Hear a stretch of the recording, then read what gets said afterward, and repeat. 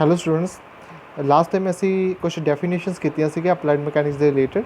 ਅਤੇ ਅੱਜ ਅਸੀਂ ਕੁਛ ਟੌਪਿਕ ਇੰਪੋਰਟੈਂਟ ਟੌਪਿਕ ਨੇ ਜੋ ਸਾਨੂੰ ਨੂਮੈਰੀਕਲਸ ਦੇ ਵਿੱਚ ਬਹੁਤ ਇਸਤੇਮਾਲ ਹੋਣਗੇ। ਅਤੇ ਅੱਜ ਦਾ ਟੌਪਿਕ ਬਹੁਤ ਇੰਪੋਰਟੈਂਟ ਆ, ਸੋ ਇਸ ਨੂੰ ਸਮਝਣਾ ਬਹੁਤ ਜ਼ਰੂਰੀ ਆ। ਸੋ ਆਓ ਆਪਾਂ ਸ਼ੁਰੂ ਕਰਦੇ ਹਾਂ ਕਿ ਬੇਸਿਕਸ ਮਕੈਨਿਕਸ ਦੇ ਵਿੱਚ ਹੋਰ ਕਿਹੜੇ ਪਾਰਟਸ ਆ ਰਹੇ ਆ, ਦੇਖਦੇ ਹਾਂ, ਚੈੱਕ ਕਰਦੇ ਹਾਂ। ਸੋ ਨੈਕਸਟ ਸਾਡਾ ਟੌਪਿਕ ਸੀਗਾ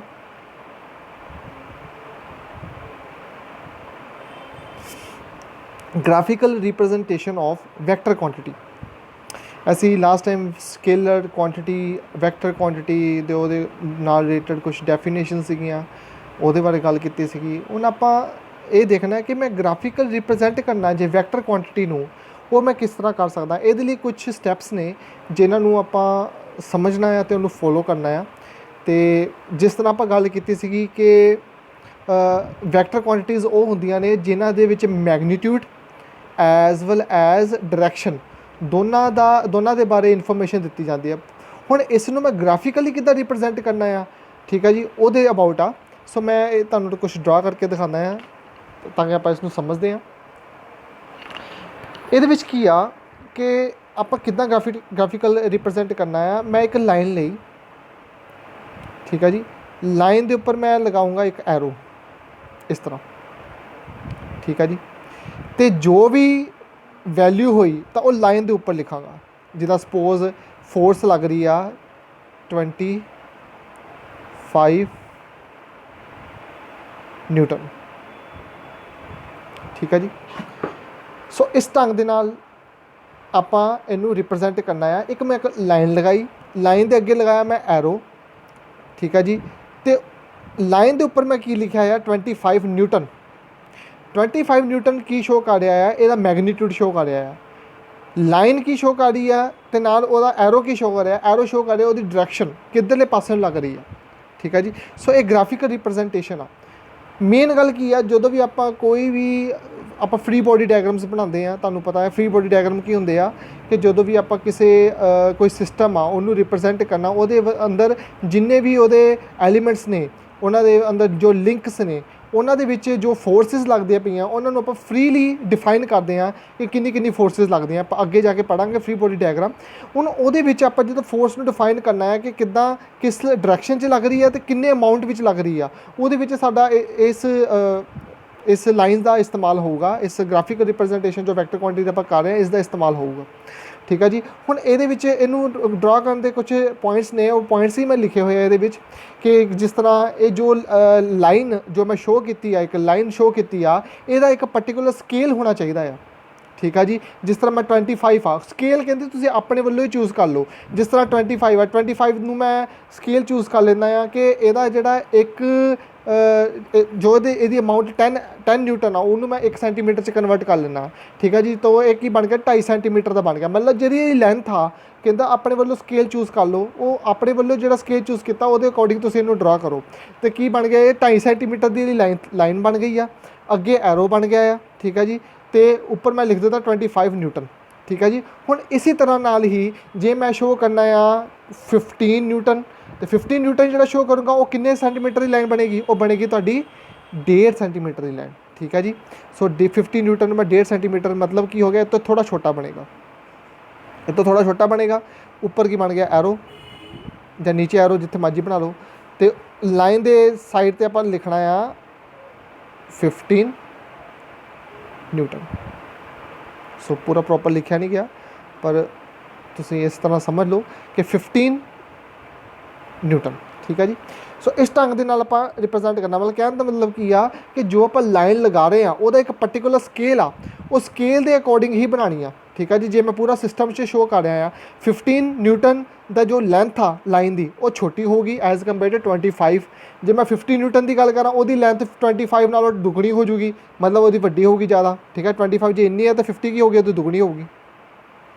ਸਮਝ ਗਏ ਨਾ ਗੱਲ।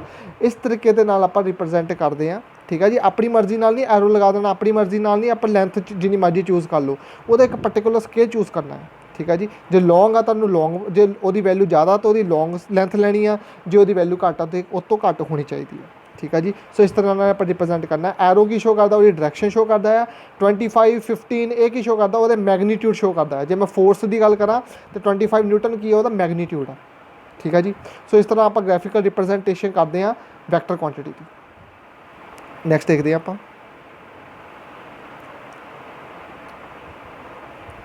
Next is fundamental and derived units. Fundamental units किहड़े हुंदे आ ते ड्राइव्ड यूनिट्स किहड़े हुंदे आ। देखो तुसीं पिछे भी आपां फिजिक्स दे विच भी ये चीज़ां पढ़ियां होईयां हैं, ठीक है जी। वो क्वांटिटियां किहड़ी क्वांटिटी जिहड़ी इंडिपेंडेंट आ, जिद्दां मास लेंथ ते टाइम, ठीक है जी। मास लेंथ टाइम ये इंडिपेंडेंट आ, ठीक है जी। इन्हां क्वांटिटीज़ नूं, इन्हां यूनिट्स नूं, इन्हां क्वांटिटीज़ दे यूनिट्स नूं की कहंदे आपां फंडामेंटल यूनिट्स, ठीक है जी। मास लेंथ ते टाइम ये तीन क्वांटिटीज़ आ, इन्हां दे जो यूनिट्स आ उन्हां नूं आपां की कहंदे आ फंडामेंटल यूनिट्स कहते हैं, ठीक है जी। तो इन्हू डिफाइन किद्दां करना, इन्हू आप हमेशा डिफाइन करना in terms of M L T. M का मतलब की है मास, एल का मतलब की है कैपिटल एल का मतलब की है लेंथ, तो कैपिटल टी का मतलब की है टाइम। इन्हां दे विच ही आप डिफाइन करना है, ठीक है जी। ड्राइव्ड यूनिट्स की आ जी फंडामेंटल क्वांटिटीज़, ठीक है जी, मास लेंथ टाइम के अकॉर्डिंग बनदियां हैं, ठीक है जी। उन्होंने आप की कहते हैं ड्राइव्ड यूनिट्स, ठीक है जी। सो मैं डेफिनेशन लिख दी है, तुसीं इन्होंने पढ़ लियो, ठीक है। सो ड्राइव्ड यूनिट्स कहने का मतलब कि एम एल टी दी नूं आपां कंबाइन करके किसी फिजिकल क्वांटिटी दे जे मैं यूनिट नूं डिफाइन करना है एम एल टी दे फॉर्म दे विच डिफाइन करना है तो वो तुहाडे की बन जाएंगे ड्राइव्ड यूनिट्स बन जाएंगे। जिद्दां फॉर एग्जाम्पल मैं लिखा है नीचे एग्जाम्पल की है वेलोसिटी, डेंसिटी, एक्सेलरेशन, ठीक है जी। कुछ मैं एग्जाम्पलों च एक्सप्लेन भी कीतियां हुई हैं, उन्होंने भी तुसीं देख सकते हैं। जिद्दां वेलोसिटी आ, वेलोसिटी की है तुहाडी डिसप्लेसमेंट अपॉन टाइम। तो डिसप्लेसमेंट की चीज़ आ, डिसप्लेसमेंट की आ, डिसप्लेसमेंट हैगी तुहाडी लेंथ। डिसप्लेसमेंट हुंदा की है, डिसप्लेसमेंट दे यूनिट की आ, डिस्टेंस दे यूनिट की आ मीटर, मीटर, ठीक है जी। डिस्टेंस की है मीटर, ठीक है। सो मीटर की है तुहाडी लेंथ, ठीक है जी, लेंथ। सो डिसप्लेसमेंट की है तुहाडी एक लेंथ आ, डिस्टेंस भी लेंथ आ, ठीक है जी। Speed upon speed is equal to distance upon time हुंदा तो भी की होना सी एल ही होना सीगा। सो डिसप्लेसमेंट की है तुहाडी लेंथ आ, टाइम की आ तुहाडा कैपिटल टी आ, ठीक है जी। मैं लिखता एल अपॉन टी इस फॉर्म से लिख देता।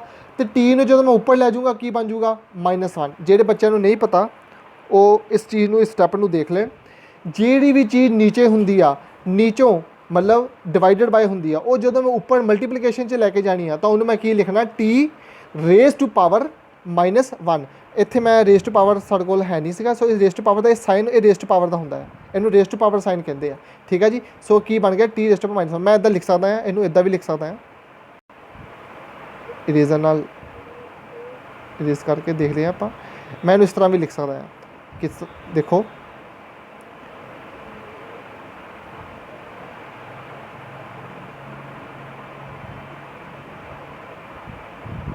टी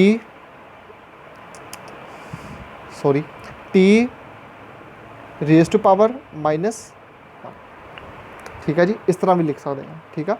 सो एल टी -1 जो नीचों आप डिवाइडेड बाई की टर्म ऊपर लैके जाते हैं तो -1 बन जाती है।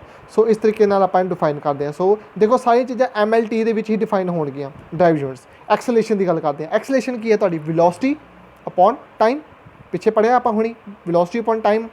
तो वेलोसिटी की है, वेलोसिटी देखो वेलोसिटी होंदी है डिस्टेंस अपॉन टाइम, वही सेम ऊपर आ गया वेलोसिटी का की आ गया एल टी। इधर देखो एल टी, ध्यान नाल समझना, L T raise to power -1 ये की है वेलोसिटी ਆਪਾਂ ਹੁਣੀ ਕੀਤਾ डिफाइन डिवाइडेड बाय टाइम जो इटसैल्फ एक्सेलरेशन ਦੇ ਵਿੱਚ ਹੁੰਦਾ ਹੈ। सो टाइम ਹੁਣ नीचे एक हैगा आ, ठीक है जी। जो मैं इनू ऊपर ले जाऊँगा की बन जाऊगा टी रेज़ टू पावर -1 एक होर आ जाऊगा, ठीक है जी। सो ये बेसिक टर्म्स ने ऊपर जाके की बन गया एक तो T raise to power -1 as it is सीगा, एक होर लै गया ऊपर मैं टी रेज़ टू पावर -1। ਹੁਣ ਤੁਹਾਨੂੰ पता आ अकॉर्डिंग टू मैथामैटिक्स, ठीक है जी, जो ਤੁਹਾਡਾ बहुत जो आप पिछे पढ़ते आ रहे हैं की कहते हैं मैथामैटिक्स की कहते हैं आप बेसिस सेम आ तो पावर की आ एडिड। जो बेसिस सेम होंगे पावर की हो जाते ऐड तो -1 तो -1 की बन जाता है -2। सो की बन गया तुहाडा L T raise to power -2, ठीक है जी। ये मैथामैटिक्स का स्टैप है, जिन्होंने नहीं पता वो बेसिक्स पढ़न तो इनू ज़्यादा याद कर लें कि ਜਦੋਂ ਬੇਸਿਸ ਸੇਮ ਹੁੰਦੇ ਆ, ਬੇਸਿਸ ਇਹਦੇ ਵਿੱਚ ਕੀ ਆ ਟਾਈਮ ਟੀ, ਤਾਂ ਪਾਵਰ ਕੀ ਹੋ ਜਾਂਦੀਆਂ ਐਡ ਹੋ ਜਾਂਦੀਆਂ, ਠੀਕ ਹੈ ਜੀ। ਸੋ -1 ਤੇ -1 ਨੂੰ ਜੋ ਮੈਂ ਐਡ ਕਰਾਂਗਾ ਤੇ ਕੀ ਬਣ ਜਾਏਗਾ -2, ਠੀਕ ਹੈ ਜੀ। ਸੋ ਨੈਕਸਟ ਆ ਗਿਆ ਤੁਹਾਡਾ ਡੈਂਸਿਟੀ। ਡੈਂਸਿਟੀ ਕੀ ਹੈ ਮਾਸ ਅਪੋਨ ਵੋਲੀਅਮ। ਮਾਸ ਨੂੰ ਕਿੱਦਾਂ ਡਿਫਾਈਨ ਕਰਨਾ ਹੈ, ਕਹਿੰਦਾ ਐਮ, ਕੈਪੀਟਲ ਐਮ 'ਤੇ ਵੀ ਡਿਫਾਈਨ ਕਰਨਾ, ਕੈਪੀਟਲ ਐਮ ਲਿਖ ਦਿੱਤਾ।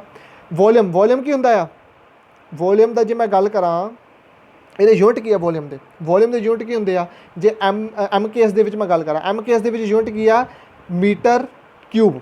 ਸੋ ਮੀਟਰ ਕਿਊਬ ਦਾ ਮਤਲਬ ਕੀ ਹੈ metre into metre into metre, ਮਤਲਬ 3 ਵਾਰੀ ਮੀਟਰ ਨੂੰ ਮਲਟੀਪਲਾਈ ਕੀਤਾ ਤਾਂ ਕੀ ਬਣ ਗਿਆ ਮੀਟਰ ਕਿਊਬ।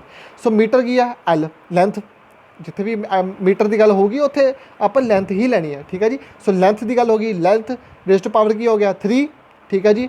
ਸੋ ਇਹ ਨੀਚੇ ਡਿਵਾਈਡਡ ਬਾਈ ਆ, ਉੱਪਰ ਜਾ ਕੇ ਕੀ ਹੋ ਗਿਆ M L raise to power -3, M L raise to power -3। So ਇਸ ਤਰੀਕੇ ਦੇ ਨਾਲ ਆਪਾਂ, ਠੀਕ ਹੈ ਜੀ, ਡਰਾਈਵਡ ਯੂਨਿਟਸ ਨੂੰ ਡਿਫਾਈਨ ਕਰਦੇ ਹਾਂ, ਠੀਕ ਹੈ ਜੀ, in terms of M L T, ਠੀਕ ਹੈ ਜੀ। ਨੈਕਸਟ ਦੇਖਦੇ ਹਾਂ slide. Next is system of units. System of units ਕੀ ਆ, ਠੀਕ ਹੈ ਜੀ, 3-4 ਤਰ੍ਹਾਂ ਦੇ ਯੂਨਿਟਸ ਨੇ, FPS, CGS, MKS, SI, ਠੀਕ ਹੈ। ਇਹ ਸਾਰੇ ਆਪਾਂ ਸੁਣੇ ਹੋਏ ਆ, ਹੁੰਦੇ ਕੀ ਆ ਇੱਕ ਵਾਰ ਦੇਖ ਲੈਂਦੇ ਆ। FPS ਕੀ ਆ, FPS ਕੀ ਆ ਫੁੱਟ ਪਾਊਂਡ ਸੈਕਿੰਡ। ਇਹ ਸਿਸਟਮ ਆਫ ਯੂਨਿਟ ਸਿਰਫ ਤੇ ਸਿਰਫ ਬ੍ਰਿਟਿਸ਼ ਸਿਸਟਮ ਹੀ ਆ, ਬ੍ਰਿਟਿਸ਼ ਦੇ ਲੋਕ ਹੀ ਯੂਜ਼ ਕਰਦੇ ਆ, ਠੀਕ ਆ ਜੀ। ਉੱਥੇ ਜੋ ਵੀ ਕੈਲਕੂਲੇਸ਼ਨਾਂ ਕਰਦੇ ਆ ਉਹ ਫੁੱਟ ਪਾਊਂਡ ਤੇ ਸੈਕਿੰਡ ਦੇ ਬੇਸ 'ਤੇ ਹੀ ਹੁੰਦੀਆਂ, ਠੀਕ ਆ। ਜਿੱਦਾਂ ਇੰਡੀਆ ਦੇ ਵਿੱਚ MKS ਜ਼ਿਆਦਾ ਇਸਤੇਮਾਲ ਕਰਦੇ ਆ, ਠੀਕ ਆ ਜੀ। ਸੋ SI ਯੂਨਿਟ ਆਲ ਓਵਰ ਦਾ ਵਰਲਡ ਯੂਜ਼ ਹੁੰਦਾ ਆ। MKS ਤੇ SI ਇਹ ਦੋਹਾਂ ਦੇ ਵਿੱਚ ਬਹੁਤਾ ਫਰਕ ਨਹੀਂ ਹੈਗਾ, ਠੀਕ ਹੈ ਜੀ। ਸੋ SI ਕੀ ਆ, SI ਸਿਸਟਮ ਕੀ ਆ ਇੰਟਰਨੈਸ਼ਨਲ ਸਿਸਟਮ ਆ, ਇਹ ਆਲ ਓਵਰ ਦਾ ਵਰਲਡ ਇੱਕ ਕੈਟਾਗਰੀ ਰੱਖੀ ਹੋਈ ਆ, ਉਸ ਦੇ ਅਕੋਰਡਿੰਗ ਹੀ ਕੈਲਕੂਲੇਸ਼ਨਾਂ ਹੁੰਦੀਆਂ, ਠੀਕ ਹੈ ਜੀ। CGS system centimetre gram second, ਠੀਕ ਹੈ ਜੀ, ਇਹ ਤੁਹਾਨੂੰ ਪਤਾ ਹੀ ਆ। CGS system MKS metre kilogram second. Main ਸੀਗਾ SI ਯੂਨਿਟ। SI ਯੂਨਿਟ ਹੁੰਦੇ ਆ, SI ਸਿਸਟਮ ਹੁੰਦੇ ਆ ਜੋ MKS ਦੀ ਫੋਰਮ ਦੇ ਵਿੱਚ ਹੀ ਹੁੰਦੇ ਆ, ਬਟ ਠੀਕ ਹੈ ਜੀ ਇਹ ਆਲ ਓਵਰ ਦਾ ਵਰਲਡ ਕੁਛ ਮਾਈਨਰ ਹੀ ਚੇਂਜ ਹੋਊਗਾ। MKS ਤੇ SI ਦੇ ਵਿੱਚ ਮਾਈਨਰ ਚੇਂਜਸ ਹੁੰਦੀਆਂ ਆ, 95% ਤਕਰੀਬਨ ਸੇਮ ਹੀ ਹੁੰਦੇ ਆ। ਅਤੇ ਪਰ SI ਸਿਸਟਮ ਬਣਾਏ ਗਏ ਆ ਤਾਂ ਕਿ ਆਪਾਂ ਵਰਲਡ ਦੇ ਵਿੱਚ ਜੋ ਵੀ ਕੈਲਕੂਲੇਸ਼ਨਾਂ ਕੀਤੀਆਂ ਜਾ ਰਹੀਆਂ, ਜੋ ਵੀ ਪ੍ਰੈਕਟੀਕਲ ਪਰਫੋਰਮ ਕੀਤੇ ਜਾ ਰਹੇ, ਜੋ ਵੀ ਮੈਥਮੈਟੀਕਲ ਕੈਲਕੂਲੇਸ਼ਨਸ ਕੀਤੀਆਂ ਜਾ ਰਹੀਆਂ ਹੈ, ਉਹ ਆਪਾਂ ਇੱਕੋ ਯੂਨਿਟ ਦੇ ਵਿੱਚ ਕੀਤੀਆਂ ਜਾਣ, ਠੀਕ ਹੈ ਜੀ, ਕੋਈ ਕਨਫਿਊਜ਼ਨ ਨਾ ਰਵੇ। ਅਤੇ ਇਸ ਕਰਕੇ ਕੀ ਆ SI ਸਿਸਟਮ ਨੂੰ ਆਪਾਂ ਅਡੋਪਟ ਕਰਦੇ ਹਾਂ, ਸੋ ਪ੍ਰੈਕਟੀਕਲ ਪ੍ਰੋਬਲਮਸ ਨੂੰ ਸੋਲਵ ਕਰਨ ਦੇ ਲਈ। ਸੋ ਜਿੰਨੀਆਂ ਵੀ ਆਪਾਂ ਅੱਗੇ ਵੀ ਤੁਸੀਂ ਦੇਖਿਆ ਨੂਮੈਰੀਕਲ ਆਪਾਂ ਕਰਦੇ ਹਾਂ, ਤੁਸੀਂ ਪਿੱਛੇ ਵੀ ਨੂਮੈਰੀਕਲ ਕੀਤੇ ਹੋਣੇ ਆ, ਹੁਣ ਅੱਗੇ ਆਉਣ ਵਾਲੇ ਨੂਮੈਰੀਕਲ ਹੀ ਆ ਸਾਰੇ, ਉਹਦੇ ਵਿੱਚ ਵੀ ਆਪਾਂ SI ਯੂਨਿਟ ਦੇ ਹੀ ਆਪਾਂ ਯੂਜ਼ ਕਰਾਂਗੇ। ਜਾਂ ਫਿਰ ਤੁਹਾਨੂੰ CGS ਦੇ ਵਿੱਚ ਗਿਵਨ ਹੋਣਾ, ਉਹਨੂੰ ਤੁਸੀਂ ਕਨਵਰਟ ਕਰਨਾ MKS ਦੇ ਵਿੱਚ, ਠੀਕ ਹੈ ਜੀ। ਜਾਂ MKS ਦੇ ਵਿੱਚ ਗਿਵਨ ਹੋਣਾ, ਉਹਨੂੰ ਕਨਵਰਟ ਕਰਨਾ CGS ਦੇ ਵਿੱਚ। ਸੋ ਕਨਵਰਜਨ ਆਉਣੀ ਬਹੁਤ ਜ਼ਰੂਰੀ ਆ। ਸੋ ਕਨਵਰਜਨ ਨੂੰ ਸਿੱਖਣਾ ਬਹੁਤ ਜ਼ਰੂਰੀ ਹੈ ਜੇ ਤੁਸੀਂ ਨੂਮੈਰੀਕਲ ਨੂੰ ਸਹੀ ਤਰੀਕੇ ਨਾਲ ਸੋਲਵ ਕਰਨਾ ਚਾਹੁੰਦੇ ਹੋ।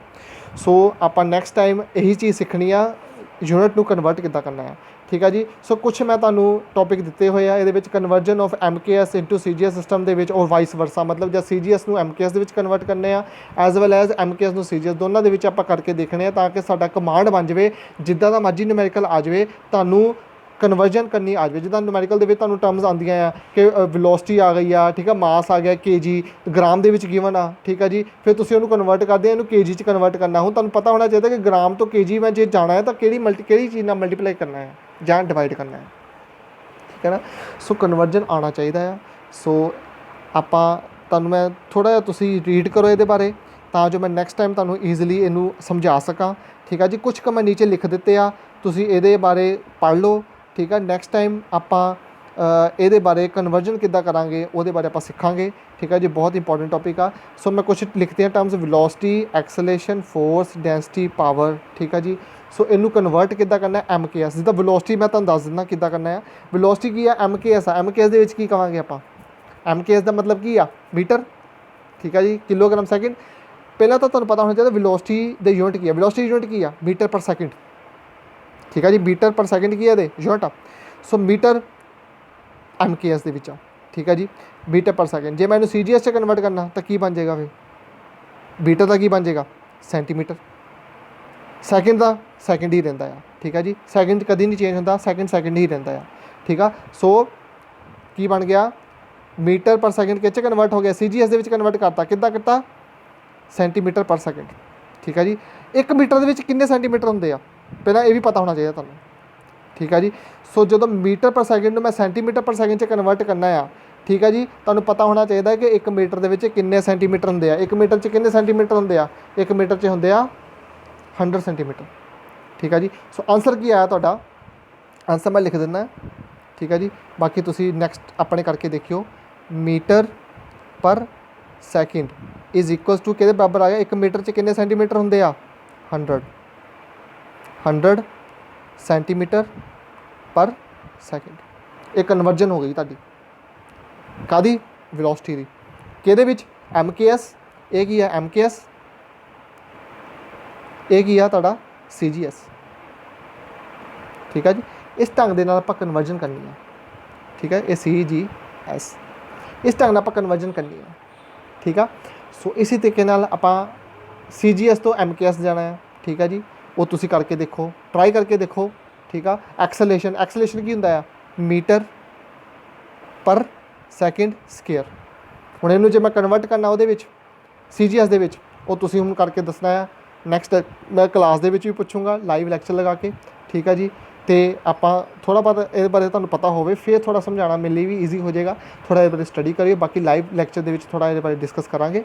ਠੀਕ ਆ। ਅਤੇ ਕੋਈ ਵੀ ਕਿਊਰੀ ਆ ਤੁਸੀਂ ਲਾਈਵ ਲੈਕਚਰ ਦੇ ਵਿੱਚ ਪੁੱਛ ਸਕਦੇ ਹੋ। ਠੀਕ ਆ। ਅਤੇ ਸਟਾਰਟਿੰਗ ਦੇ ਵਿੱਚ ਤੁਸੀਂ ਥੋੜ੍ਹਾ ਇਹਨੂੰ ਪੜ੍ਹੋ। ਨੈਕਸਟ ਟਾਈਮ ਮੈਂ ਤੁਹਾਨੂੰ ਇਹਨੂੰ ਆਪ ਕਨਵਰਟ ਕਰਕੇ ਦਿਖਾਵਾਂਗਾ, ਇਹਨੂੰ ਕਿੱਦਾਂ ਕਨਵਰਟ ਕਰਨਾ। ਠੀਕ ਹੈ ਜੀ। ਸੋ ਬੇਟਾ ਅੱਜ ਦੇ ਲਈ ਇੰਨਾ ਹੀ। ਸੋ ਨੈਕਸਟ ਟਾਈਮ ਮਿਲਦੇ ਹਾਂ ਆਪਾਂ। ਓਕੇ ਜੀ।